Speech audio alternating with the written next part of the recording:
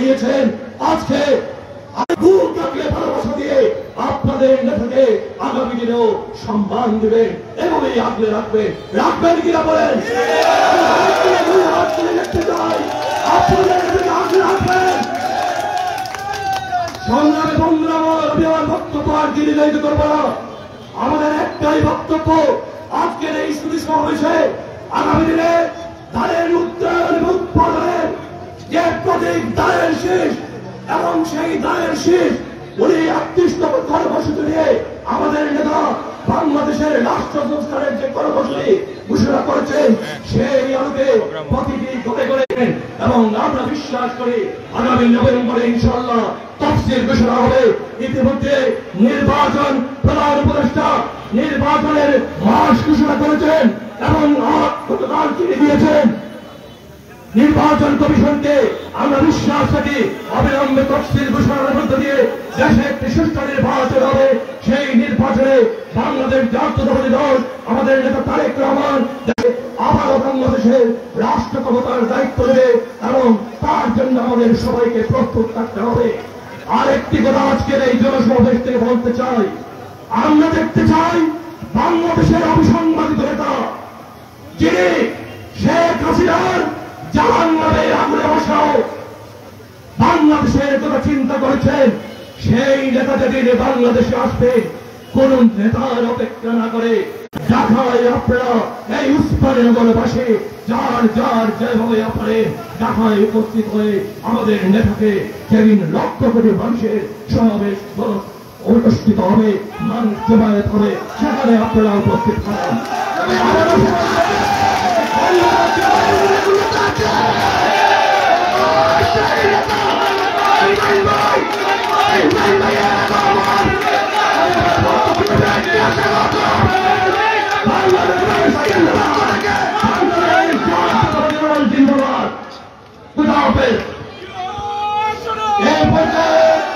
আপনাদের সামনে বক্তব্য নিয়ে আসছেন বাংলাদেশ জাতীয়তাবাদী দলের চেয়ারপারসন দেশের বেগম খালেদা জিয়ার সম্মানিত উপদেষ্টা জনাব ডক্টর এনামুল হক চৌধুরী।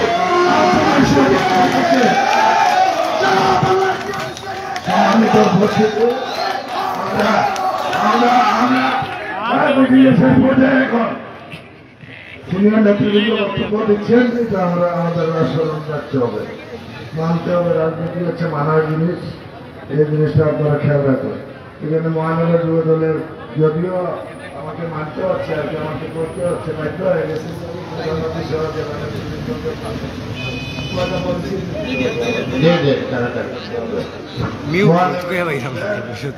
সাধারণ সম্পাদক শিপনা, মহানগর যুব দলের সহসাধারণ সম্পাদক আফজাল আহমদ,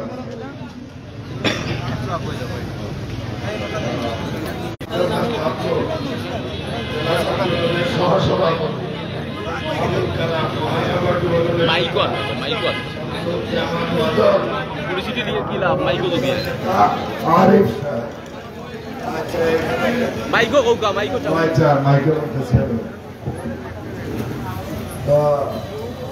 পরিচয় করিয়ে দিচ্ছি রিপন মিয়াজ বদল আব্দুল কাদের কৃষক দলের নেতা, পিয়ার আলী সাবেক সাধারণ সম্পাদক কৃষক। আমাদের এখানে স্টেজে আছেন জনাব শাস্তা মেম্বার এই ওয়ার্ডের। আচ্ছা, জীবনে আমি একটা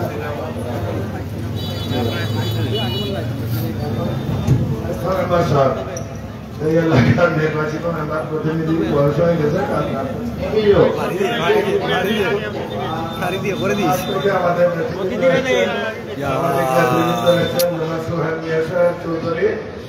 আমাদের উপজেলা চেয়ারম্যান, আমার সাহেব চেয়ারম্যান, রোহান সাহেব চেয়ারম্যান, আজহার সাহেব চেয়ারম্যান, শফিক মিয়া সাহেব, জয়নাল মিয়া, কলঙ্কর আলী, রুমেল মিয়া, জাহাঙ্গীর আলম,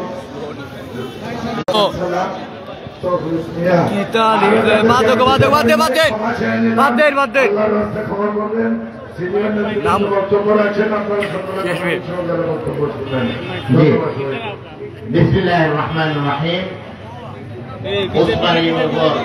কর্তৃক আয়োজিত আজকের মত বিনিময় সভার সুধীদের মত বিনিময় সভার সম্মানিত সভাপতি উপস্থিত, আজকে যার সাথে আপনারা মত বিনিময় করার জন্য উপস্থিত হয়েছেন, আমাদের প্রিয় নেতা, সিলেটের কৃতি সন্তান, বাংলাদেশের আগামী নেতৃত্ব দেওয়ার জন্য পররাষ্ট্র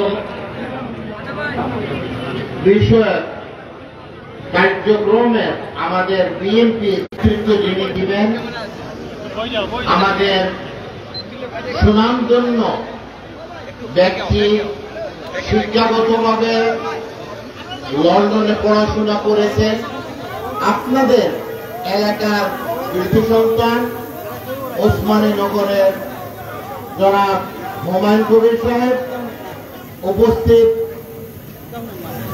আমাদের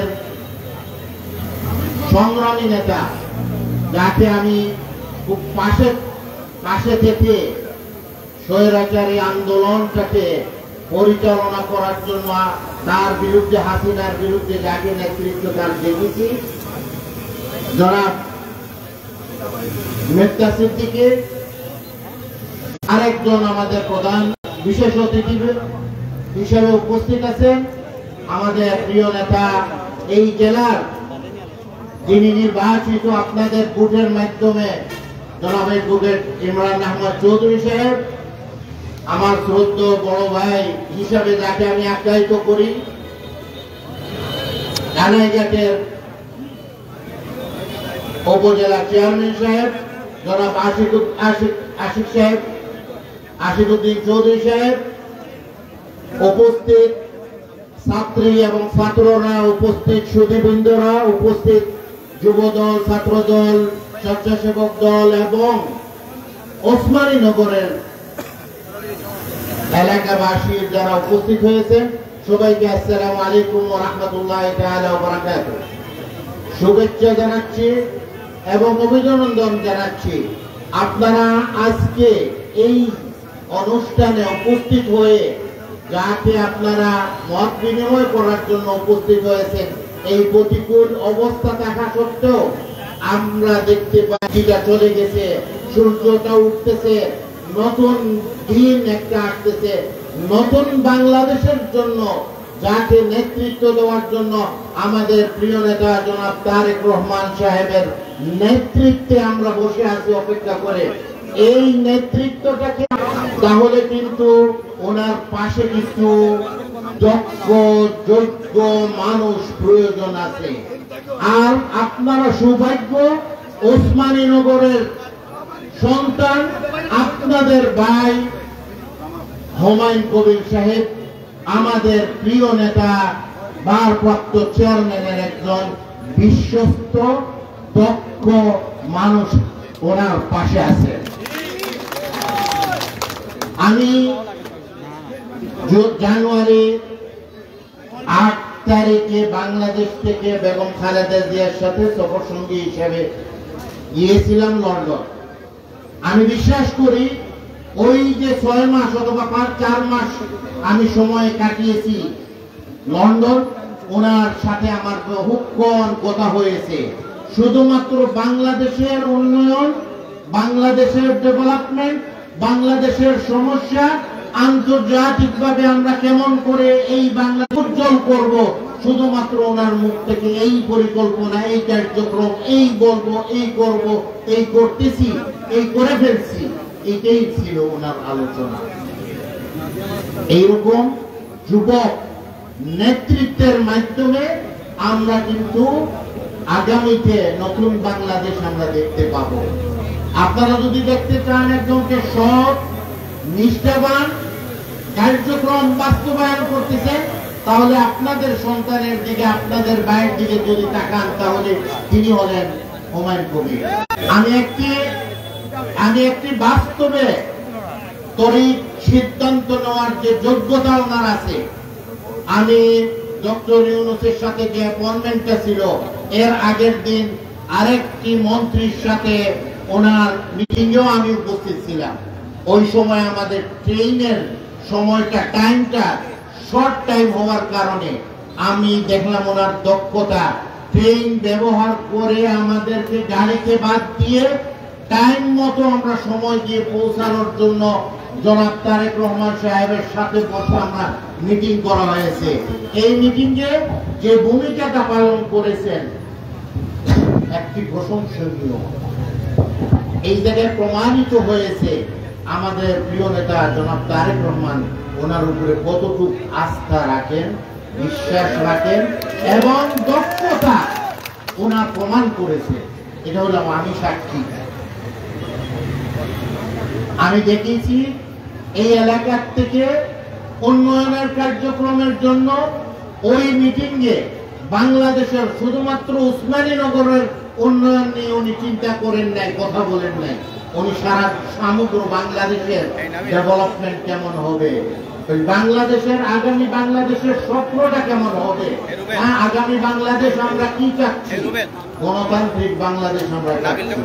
এইটার জন্য বিগত 17 বছর তিনি পর্দার আড়াল থেকে পর্দার সামনে থেকে উনি পরিশ্রম করে গেছেন। বেগম খালেদা জিয়া এবং তারেক রহমান সাহেবের বার্তাগুলি নিয়ে সারা দুনিয়াতে তিনি ঘুরে থাকছেন। এই হলেন আপনাদের, আমরা নাও দেখতে পারি ওনার কার্যক্রম, কিন্তু আমরা বিশ্বাস করব ওনাদের আজকে যে আমাদের গণ অভ্যুত্থানটাকে আমরা যেটাকে বলে থাকি ছাত্র জনগণের গণ অভ্যুত্থানটাকে, এই গণ অভ্যুত্থানটাকে আমরা যদি দেখতে চাই, গণ অভ্যুত্থানটাকে যদি আমরা দেখতে চাই, তাহলে এই গণ অভ্যুত্থানের পিছনে যাদেরকে আমরা বলবো পর্দার আড়ালে কাজ করেছেন, তাহলে তিনি হলেন হুমায়ুন কবির সাহেব। আমার বক্তব্য দীর্ঘায়িত না করে শুধুমাত্র আমি বলতে চাই, ইলিয়াস আলী উনি যেরকম সাংগঠনিক ভাবে এই দেশকে ভালোবেসে দেশের পক্ষে কাজ করে গুম করা হয়েছে, আমার বিশ্বাস আমাদের সরকার ক্ষমতায় আসলে ওনার ব্যাপারে আমরা অবশ্যই কোথায় আছে ওনাকে আমরা ফেরত নিয়ে আসবো ইনশাআল্লাহ।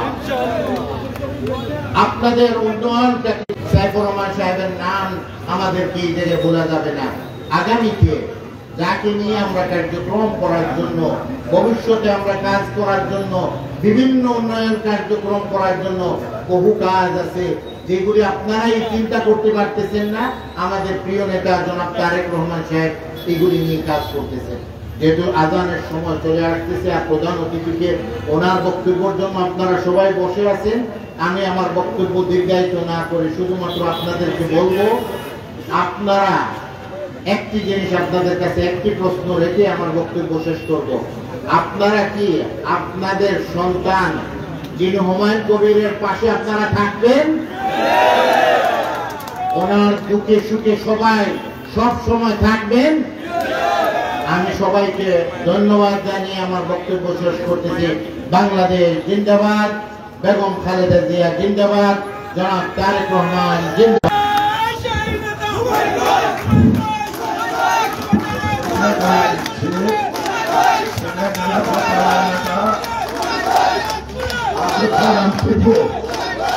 আব্দুল সালাম টিপু জেলা ওসমানীনগর জেলার নেতা জামাল খান।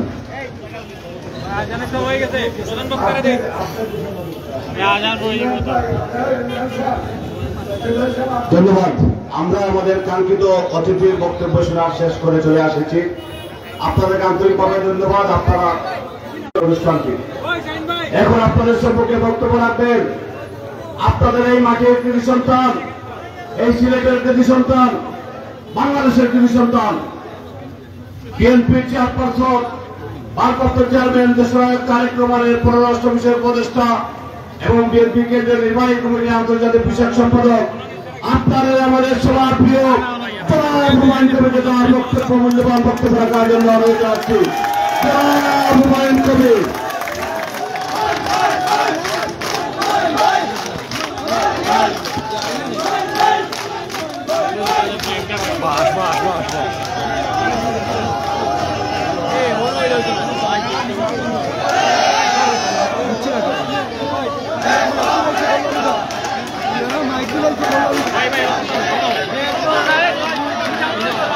বাস দিলাইব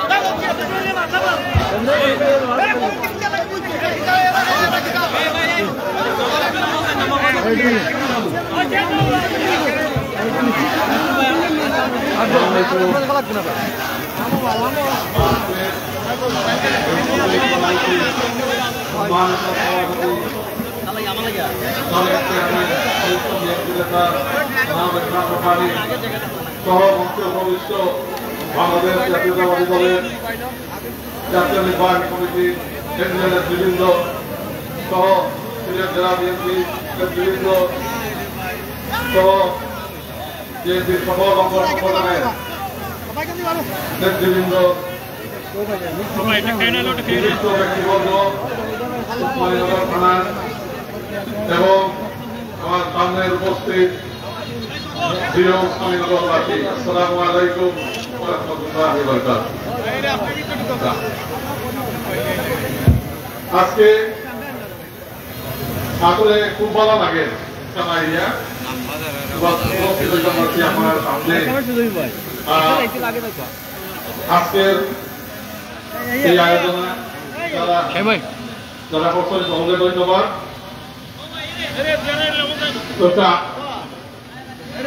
যেমন এক মুহূর্তে আপনার সামনে হাজির হয়েছি গোটা বাংলাদেশ, উসমানী সহ গোটা বাংলাদেশ এবং একটা ঐতিহাসিক মুহূর্তে এবং দেশ গণতন্ত্র পূর্ণ উদ্ধারের পথে এবং ইলেকশনের পথে ইনশাআল্লাহ।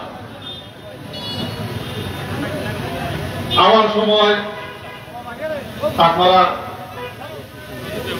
উপস্থিত হইয়া আমার পথে যে সম্মান দিছয় আমার অন্তঃস্থল থেকে আমি কৃতজ্ঞতা প্রকাশ করি আপনাদের কাছে।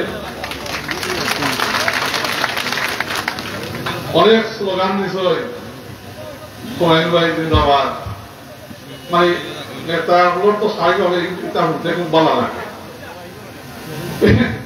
স্থায়ীভাবে কিন্তু এখন যে পট পরিবর্তনের রাজনীতি, এই 5 বছর গণবিফলনের শিক্ষা হইল বাংলাদেশের মানুষ একটা উন্নত মানের রাজনীতি আর জিন্দাবাদের ভিতরে বিক্রি হলে আর কোন রাজনৈতিক আদর্শ বাড়ে গিয়া জাস্ট সামাবাজি তেলবাজি ইতর রাজনীতিটাকে এখন বাড়াইয়া খাওয়া দেয়।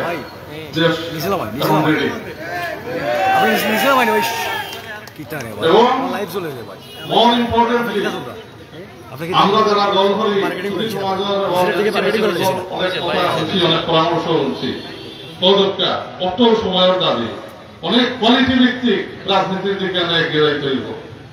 যদি কোয়ালিটি ভিত্তিক রাজনীতির দিকে আমরা এগিয়ে যাই না তাহলে পিছাই যাব, মানুষের গ্রহণ করতে নাই। তো এখন দলের ভিতরে আদর্শ ভিত্তিতে রাজনীতি করতে হইব। দলের মানে কোন ভাই আপা চাচা চাচির কমিটি না, দলের করতে হইব বেগম খালেদা জিয়ার কমিটি।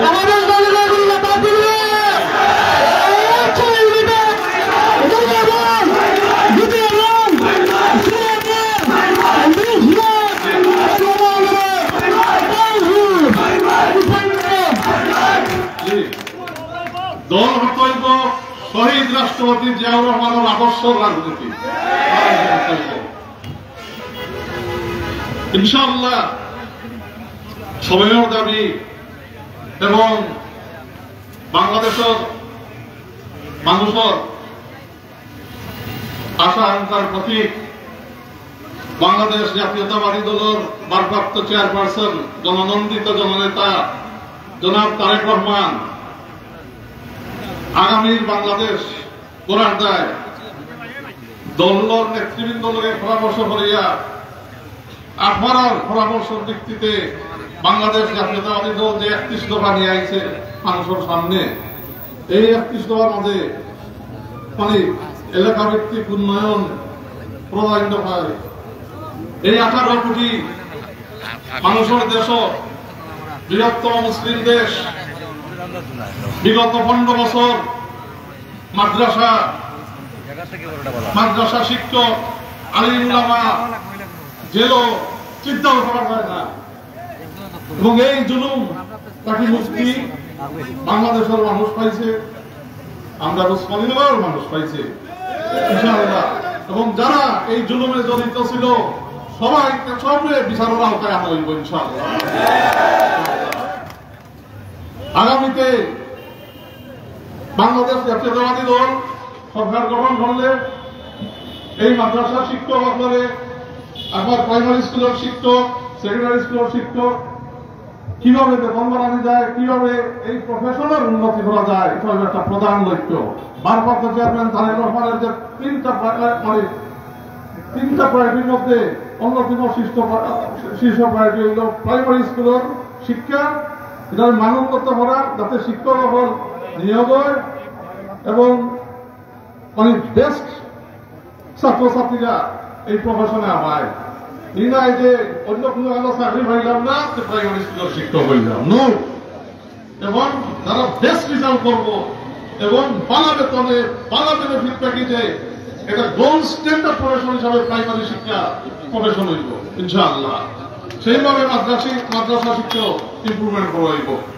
31 দফার মধ্যে একটা দাবি আছে যে আমরা আপনার বেতন ভাতা বাড়াইতে হইব, বিভিন্ন জায়গার কর্মসংস্থান ক্রিয়েট করতে হইব। তো এইগুলো হচ্ছে মূল লক্ষ্য। মানে বাংলাদেশের রাজনীতি এখন যদি আপনি কোয়ালিটি ভিত্তিক কিছু না নিয়ে আইন, খালি মানে অমুক ভাই চরিত্র ফুলের মতো পবিত্র হইয়া হইয়া মানে এটা কোনো বিয়ে হইতো নয় বলছেন যে ইনশাআল্লাহ। তো আমার গত 15-16 বছর বিএনপির ভারপ্রাপ্ত চেয়ারম্যান সামনে কাজ করার অভিজ্ঞতা হয়েছে আল্লাহর হুকুমে। যদি আমি একটা শিক্ষা বা ট্রেনিং জাতীয় স্তরে গ্রহণ করিয়া থাকি, তাহলে সেই অন্যতম ট্রেনিং হইল যে অধিকার কখনো তুমি ছাড়বাই না, তোমার অধিকার তুমি আদায় করবে। এটা দলের মিত্র হোক, দলের বাধা হোক, অঞ্চলের দায় হোক, উসমানীনগর দায় হোক, সিলেটের দায় হোক, অধিকার তুলিয়া ধরবা। এবং অধিকার আদায় করতে হইলে সাহসী হইতে হবে। আর সাহসী হওয়া যায় না যদি মানুষ সৎ না থাকে। অসৎ মানুষ কোনদিন সাহসী হইতে হবে। এই ফার্স্ট স্বরাষ্ট্রের গণহত্যারও কোন চাঁদাবাজ, কোন সুর, কোন রংবাজ নেতৃত্ব দেয়নি, ভালো মানুষের ফাহরিনটা নেতৃত্ব দিছে। কেন? তো এরাই নামছে। তো এই ভালো মানুষকে নিয়ে এই দল করতে হইব। কিন্তু ভালো মানুষ ওই সময়ের দাবিতে ভালো সঠিক ভূমিকা রাখতে পারে, সংগ্রামী ভূমিকা রাখতে পারে। আর অধিকার আদায় করতে হইলে, উন্নয়নের প্রতি ভূমিকা রাখতে হইলে কোন বিলাইতে উন্নয়ন হয় না। সাইফুর রহমান সিলেট বিভাগের উন্নয়নের রূপকার। সাইফুর রহমান বিলাই আসলা না বাঘ আসলা? এই উসমানীনগর বিশ্বনাথের উন্নয়ন সাবেক সংসদ ইলিয়াস আলী বলছিলা, Ilias Ali was not a বিলাই, বাঘ আসলা। আপনার ভাই হুমায়ুন কবির আল্লাহ ইল্লাহ ইকার কনফিডেন্স রাখবা, কোন বিলাই বাংলাদেশের রাজনীতির নাই।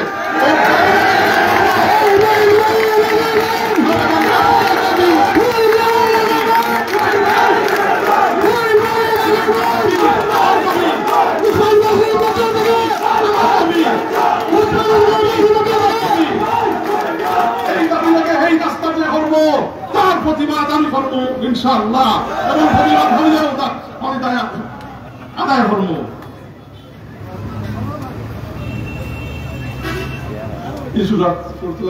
পানি খাইতে হবে আমি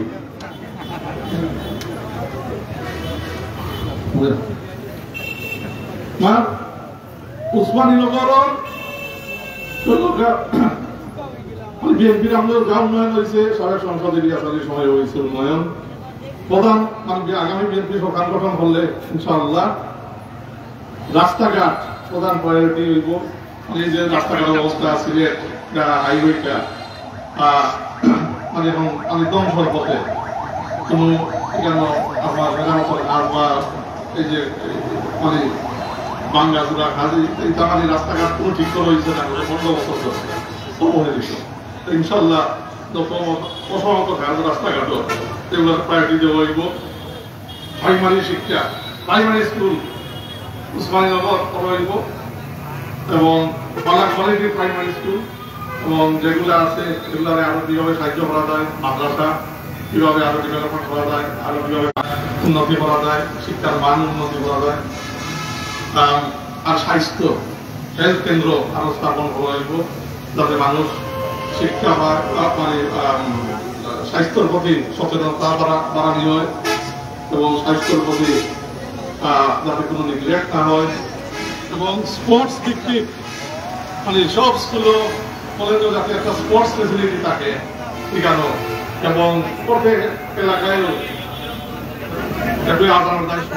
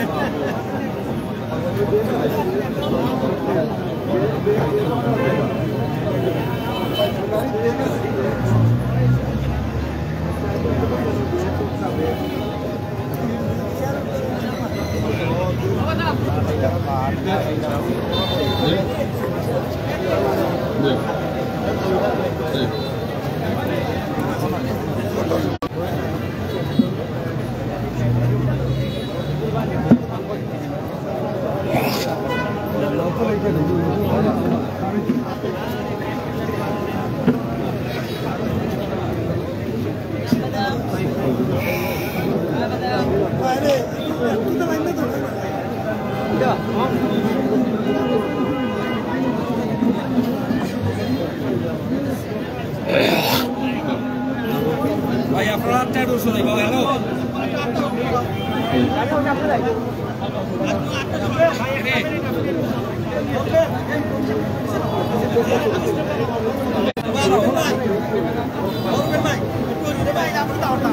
দেখা যায় না একটু দেখাই নয় ভাই এটাও না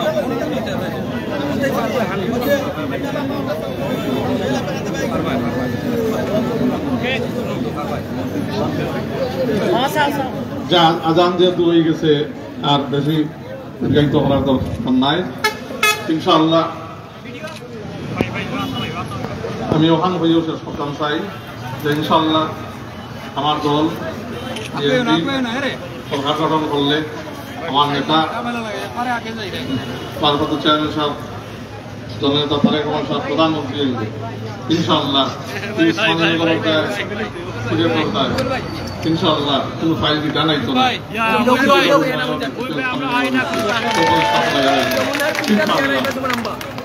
আপনার সকাল থাকি আপনারা অনেক সময় দাঁড়িয়ে আপনারা বিশ্বই কষ্ট করছেন, আমি দুঃখিত অনেক গর্জ করে বলছি, আমি আপনার কৃতজ্ঞ। আপনার এখানে যারা শিক্ষার্থী আছেন সাকসেসফুল ধন্যবাদ। ইনশাল্লাহ আপনারও আসলে এলাকার কৃতি সত্তা এবং আগামীতে উসমানীনগর সিলেট সব বাংলাদেশ সরকার আপনারও আগামী ভূমিকা রাখবা ইনশাআল্লাহ আমরা দোয়া করি এবং আপনারা আগুয়ে দরকার আপনার প্রতি খবর হইল কংগ্রাচুলেশন আপনাদের আব্বা আম্মা খবরে আমার সালাম ইনশাআল্লাহ। আমি আবারও আমার সালাম জানাই যারা আজকে উপস্থিত এখানেও এবং যারা উপস্থিত হইতে পারছেন না উসমানীনগরের সমস্ত মানুষের আমার আন্তরিক সালাম। আমি শ্রদ্ধার সাথে স্মরণ করি এই থানার নামকরণ যার নামে মুক্তিযুদ্ধের সর্বাধিনায়ক জনাব এমএজি উসমানী সাহেব। তো এই অঞ্চলের ইতিহাস আছে স্বাধীনতা 1, 2, 3, 4 ভিতরে যে ব্যক্তি এর মধ্যে একজন হচ্ছে উসমানীনগর মজহের উসমানী। তো আগামীর বাংলাদেশও ওই শীর্ষস্থানও ইনশাআল্লাহ দায়িত্ব পালন করবা ইনশাআল্লাহ। এবং আপনার দোয়ায় এই কাতারও যদি আমি থাকি ইনশাআল্লাহ আমার নেতায় সিলেক্ট করেন আবার সময় গুলা আপনার সিলেট হোক দেখাত হোক আমার বাড়ি আবাস বলো এনি টাইম আপনারা আইবা সুপারিশ রাখবা পরামর্শ রাখবা এবং যেখানে ভুল ভ্রান্তি হয় এখানেও পরামর্শ দিয়া ঠিক করবা বা ঠিক করাইবার ব্যবস্থা নিবা ইনশাআল্লাহ ঠিক করবো। আর আবারও মানে খুব ভালো লাগছে মানে আপনার সামনে পারছি আপনারা সকলকে অভিনন্দন